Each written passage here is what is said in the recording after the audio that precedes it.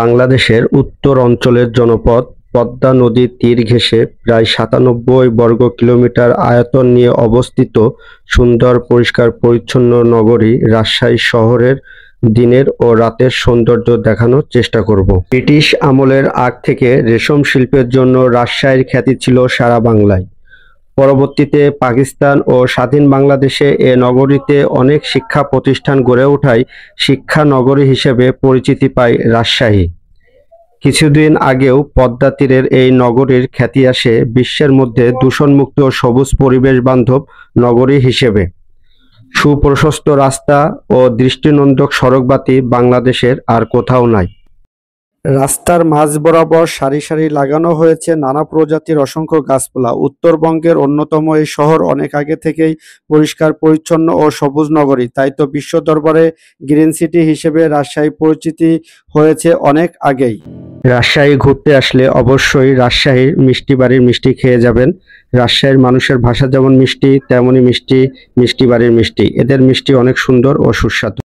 এই ঘোড়ার গাড়ির দৃশ্য দেখে মনে হতে পারে এই রাস্তাটা বা এই সৌন্দর্যটা বাইরের কোনো দেশের। রাতের রাজশাহীর সৌন্দর্য আপনাকে মুগ্ধ করবে। পদ্মা নদীর তীর ঘেঁষে গড়ে ওঠা এক স্বপ্নের শহর রাজশাহী। কথা বললে ভুল হবে না যে বাংলাদেশের প্রত্যেকটি শহরের জন্য রাজশাহী হতে পারে রোল মডেল। রাতের বেলায় নান্দনিক নকশার ল্যাম্পপোস্টের আলোয় আলোকিত হয় চারিদিক, এক দেখাতে মুগ্ধ হবেন যে কেউ। রাতের সৌন্দর্য দেখতে দেখতে আমরা যাচ্ছি শহরের সাহেব বাজার হয়ে তালাইমারি রোডের দিকে। সাহেব বাজার হচ্ছে রাজশাহী শহরের একটি প্রধান বাজার। রাজশাহী ঘুরতে আসলে রাতের সৌন্দর্য না দেখলে আপনার রাজশাহী ভ্রমণ অসম্পূর্ণ থেকে যাবে। তাই রাতের সৌন্দর্য দেখার চেষ্টা করবেন সকলেই। এই বাতিগুলোকে নতুন করে লাগানো হয়েছে। এই বাতিগুলোকে বলা হয় তুর্কি বাতি। অনেকটা টার্কিশ স্টাইলে তৈরি করা হয়েছে এই বাতিগুলো, যা দেখতে অসাধারণ। এই লাইটগুলোতে রাজশাহী নামকেও ব্র্যান্ডিং করা হয়েছে, যা দেখতে অনেক সুন্দর।